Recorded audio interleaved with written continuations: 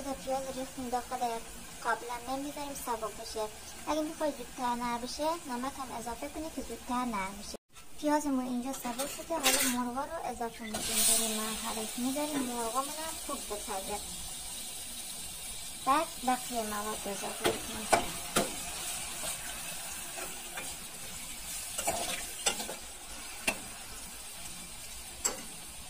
بچه هم پیاز هم مرغ آب میندازه. زیرشو نه خیلی کم کنی نه خیلی اینقدر زیاد بشه که بسیزه. ببینید الان داره آب میندازه، ملایم باشه.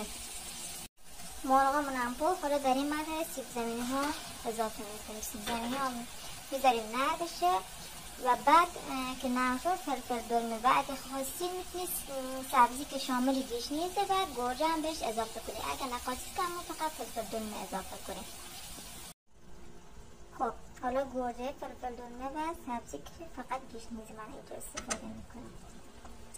در حدی که فقط فلفل دلمه هم یک کم نرم‌تر بشن کافیه. و ادویه ها رو بعد بهش اضافه میکنیم.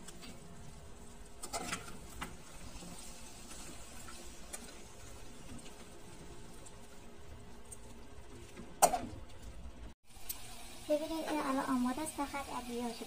ببینید من یکم روغن ریختم ولی ببینید روغن از خودش پس داده. حالا ادویه ها رو اضافه میکنیم که شامل پاپریکا، زردچوبه، نمک و ادویه همه کاره و فلفل سیاه اینا رو اضافه میکنیم. خب دیگه الان آماده شده. بچه این نیاز به رب اصلا نداره. شما همون گوجه‌ای که اضافه کنید خودش رنگدهی داره. حالا برنج رو میریزیم روش، کامل اینو میپوشونیم، میذاریم دم بکشه. تمام.